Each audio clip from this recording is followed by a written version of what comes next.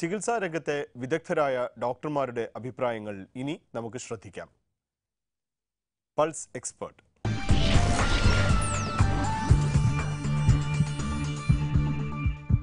കൂർക്കം വലി പലപ്പോഴും ഒരു രോഗമായി തന്നെ കാണാറുണ്ട്. എപ്പോഴാണ് കൂർക്കം വലി ഒരു രോഗമായി കരുതേണ്ടത്? ഇതിന് ചികിത്സ ലഭ്യമാണോ? എങ്ങനെയാണ് ചികിത്സിക്കേണ്ടത്? ഇതേക്കുറിച്ച് പറയുവാൻ നമ്മളോടൊപ്പമുള്ളത് എറണാകുളത്തെ consultant ENT surgeon doctor Ranjini രാഘവനാണ്. മാഡം, ഈ കൂർക്കം വലി ഒരു രോഗമാണോ? തീർച്ചയായും കൂർക്കം വലിയല്ല. കൂർക്കം വലി കാരണം ശരിക്കും ശ്വാസത്തിന് തടസ്സം വരും. അപ്പോൾ അതുകൊണ്ടാണ് അതിനൊരു ഒബ്സ്ട്രക്റ്റീവ് സ്ലീപ്പ് അപ്നിയ എന്ന് പറയുന്നത്. ആപ്നിയ എന്ന് വെച്ചാൽ ഒരു ഗ്രീക്ക് പദവിയാണ്. അതിൻ്റെ അർത്ഥം ശ്വാസം നിലയ്ക്കുന്നു. അപ്പോൾ കൂർക്കം വലി പലരിലും കാണാം. എന്നാൽ ആ ഒരാഴ്ചയിൽ 3 പ്രാവശ്യത്തിൽ കൂടുതൽ കൂർക്കം വലിക്കുന്ന ഒരാളാണെങ്കിൽ ആ ഒരാൾക്ക്, ആ രോഗിക്ക് ശ്വാസ തടസ്സം അനുഭവപ്പെടുന്നുണ്ടെങ്കിൽ, ഒരു 10 സെക്കൻഡോ അതിൽ കൂടുതലോ ശ്വാസ തടസ്സം പെട്ടുന്നുണ്ടെങ്കിൽ തീർച്ചയായും അതൊരു രോഗമായിട്ട് കണക്കിലെടുക്കണം. അപ്പോൾ അങ്ങനെയാണെങ്കിൽ, അതായത് രാത്രി ഉറക്കത്തിൻ്റെ ഇടയ്ക്ക് കുറേ നേരം ശ്വാസം വിട്ടുകൊണ്ടിരിക്കുന്നതിനിടയ്ക്ക് കുറച്ച് നേരം പെട്ടെന്ന് ശ്വാസം വിടാതിരിക്കുന്നു അല്ലേ? ഏതാനും സെക്കൻഡുകൾ ശ്വാസം വിടാതിരിക്കുന്നു, എന്നിട്ട് പെട്ടെന്ന് ഞെട്ടി ഉണരുന്നു, എന്നിട്ട് വീണ്ടും ശ്വാസം വലിച്ചു തുടങ്ങും.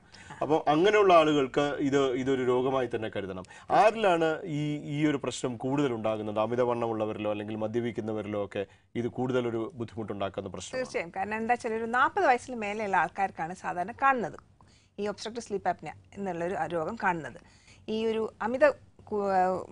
ഒരിക്കൽ മദ്യം കഴിക്കുകയാണെങ്കിൽ അല്ലെങ്കിൽ അമിതമായിട്ട് പുകവലിക്കുകയാണെങ്കിൽ ഈ ശ്വാസനാളത്തിൻ്റെ തടസ്സം കൂടും.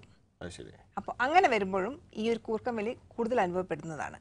കാരണം ഈ കൂർക്കം വലിക്കുന്ന ആൾക്കാരെ ശ്രദ്ധിച്ചു കഴിഞ്ഞാൽ അവർക്ക് ഈ കഴുത്തിൽ കൊഴുപ്പ് ഡെപ്പോസിറ്റ് കൂടുതലായിരിക്കും. അപ്പോൾ അങ്ങനെയുള്ള ആൾക്കാർക്ക് കൂടുതലും കഴുത്തിൻ്റെ വണ്ണം കൂടിയിട്ടുണ്ടാവും.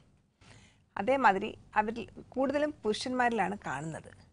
സ്ത്രീകളിലാണെങ്കിൽ അവരുടെ ആർത്തവം കഴിഞ്ഞതിന് ശേഷം ആണ് മിക്കവാറും കാണുന്നത്. ഇപ്പൊ കൂർക്കം വലിക്കുന്ന മിക്കവാറും ഒരുപക്ഷെ എല്ലാവരും ചെയ്യുന്നുണ്ടാകാം. ഇതൊരു രോഗമായി കരുതേണ്ടത് എപ്പോഴാണ് ഡോക്ടറിന്റെ അടുത്ത് എത്തേണ്ടത്? മിക്കവാറും സ്പൗസ് ആയിരിക്കും. ഒന്നുകിൽ പിന്നെ കൂടെ ഉറങ്ങുമ്പോൾ ഭാര്യയോ അല്ലെങ്കിൽ ഭർത്താവോ അല്ലെങ്കിൽ കുഞ്ഞുങ്ങൾക്ക് ആർക്കെങ്കിലും ഉണ്ടെങ്കിൽ അച്ഛനോ അമ്മയോ ഒക്കെ ആയിരിക്കും ഇത് പലപ്പോഴും തിരിച്ചറിയുന്നത്. ഏതൊരു അവസരത്തിലാണ് ഡോക്ടറിന്റെ അടുത്ത് എത്തേണ്ടത്?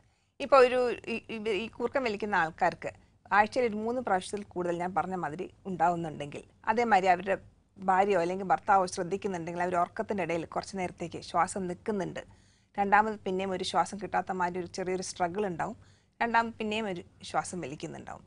അതേമാതിരി ഉറക്കത്തിൻ്റെ ഇടയിൽ അങ്ങോട്ടും ഇങ്ങോട്ടും തിരിഞ്ഞും മറിഞ്ഞും കുട്ടികൾ കിടക്കുകയാണെങ്കിൽ രാവിലെ ഒരു 8 അല്ലെങ്കിൽ 9 അല്ലെങ്കിൽ 10 മണിക്കൂർ ഉറങ്ങിയിട്ടും രാവിലെ എണീക്കുമ്പോൾ ക്ഷീണമുണ്ട്. അതേമാതിരി രാവിലെ അമിതമായ പകൽ ഉറക്കം കാണുകയാണെങ്കിൽ ഇങ്ങനത്തെ ആൾക്കാർ തീർച്ചയായും ഒരു ഡോക്ടറെ സമീപിക്കണം.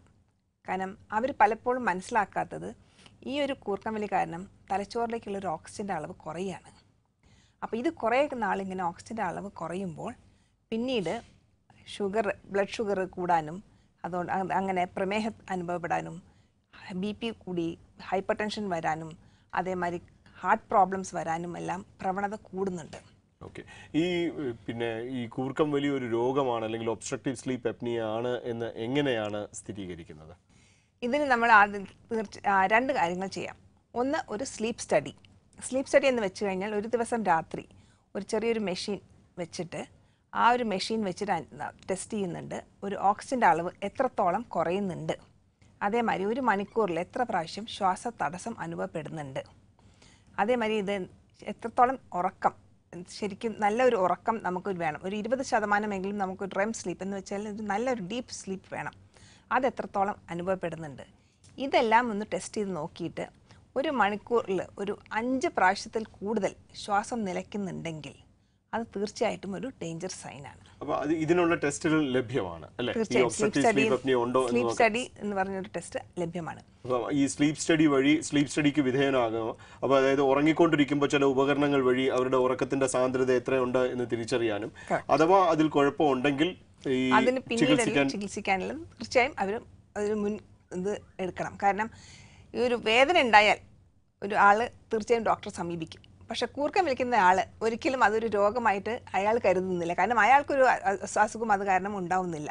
അപ്പോൾ സാധാരണ അവരത് കാരണം ഒരു വിസമ്മതം എപ്പോഴും ഉണ്ടാവും ഡോക്ടറെ സമീപിക്കാൻ. അതിൻ്റെ ഒരു ഭവിഷ്യത്തുകൾ പലർക്കും അത് മനസ്സിലാവുന്നുമില്ല. ഓക്കെ, ഇനി അഥവാ ഇത് സ്ഥിരീകരിക്കുകയാണെങ്കിൽ എങ്ങനെയാണ് ചികിത്സിക്കുന്നത്? ഇത് ഒരു ENT ഡോക്ടറെ അവർ സമീപിക്കുകയാണെങ്കിൽ പിന്നീട് ചെയ്യാനുള്ളത് ഒരു ചെറിയൊരു സ്കോപ്പ് എന്ന് വെച്ചാൽ ചെറിയൊരു ട്യൂബ് മൂക്കിൽ കൂടെ ഇട്ടിട്ട് ഈ ശ്വാസനാളത്തിൻ്റെ പലയിടങ്ങളിൽ മൂക്കിൽ അല്ലെങ്കിൽ അണ്ണാക്കിൻ്റെ ലെവലിൽ അല്ലെങ്കിൽ ത്രോട്ടിൻ്റെ ലെവലിൽ നാവിൻ്റെ ലെവലിലെല്ലാം എവിടെയൊക്കെയാണ് ശ്വാസനാള തടസ്സം അനുഭവപ്പെടുന്നതെന്ന് നോക്കും. അപ്പോൾ ഒരു ഐഡിയ കിട്ടും എവിടെയൊക്കെയാണ് ഒരു ശ്വാസനാള തടസ്സം. അതിനനുസരിച്ചിട്ടാണ് പിന്നീടുള്ള ട്രീറ്റ്മെൻറ്റ് എന്ന് വെച്ചാൽ സർജറിയാണ് സാധാരണ ഇപ്പോൾ ചെയ്യുന്നത്, ഞാനൊക്കെ ചെയ്യുന്നത്. കാരണം ഒരു ENT സർജനായിരുന്നു. സർജറി ചെയ്യുമ്പോൾ എന്താ വെച്ചാൽ ആ ഒരു ഏതൊക്കെ ലെവലിലുള്ള ഒരു തടസ്സമാണെങ്കിൽ അത് നികത്തണം. അപ്പോൾ ആ കൊഴുപ്പ് ഡെപ്പോസിറ്റ് ചെയ്തിട്ടാണ് ഈ ഒരു പ്രോബ്ലം വരുന്നത്. അപ്പോൾ ആ ഒരു ലെവലിൽ ആ ഒരു തടസ്സം അത് നികത്തണം. പിന്നീടുള്ള ഒരു ട്രീറ്റ്മെൻറ്റ് എന്താ വെച്ചാൽ ഒരു CPAP മാസ്ക് വെക്കുന്നതാണ്. അപ്പോൾ അത് ജീവിതകാലം മുഴുവനും വെക്കണം. അപ്പോൾ ലോകത്തുള്ള എല്ലാ ആൾക്കാർക്കും ഇതെന്താ പ്രോബ്ലം വെച്ചാൽ ഈ CPAP മാസ്ക് അവർക്ക് സർജറി പേടിച്ചിട്ട് അവർ മാസ്ക് യൂസ് ചെയ്യും. പക്ഷേ ഒരു എല്ലാ ദിവസവും മൂക്കിൻ്റെ മുകളിലും വായയുടെ മുകളിലും ആ ഒരു മാസ്ക് വെക്കണം എന്ന് പറയുമ്പോൾ ഒരു 2-3 മാസം അത് ഉപയോഗിച്ച് പിന്നെ അവർ നിർത്തും.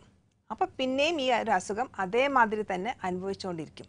അപ്പോൾ പിന്നീട് അതിൻ്റെ കോംപ്ലിക്കേഷൻസും എല്ലാം വന്നുകൊണ്ടിരിക്കും. അപ്പോൾ അതായത് CPAP എന്നൊരു ഉപകരണം വഴി, കൃത്രിമമായി ശ്വാസം നൽകുന്ന ഒരു ഉപകരണം വഴി അതിൻ്റെ ഒരു മാസ്ക് പിന്നെ മൂക്കിനും വായ്ക്കും അടച്ചുകൊണ്ട് ഇത് ചെയ്തിട്ട് രാത്രി ഉറങ്ങുക എന്നുള്ളൊരു ടെക്നിക്ക് അവൈലബിൾ ആണ്.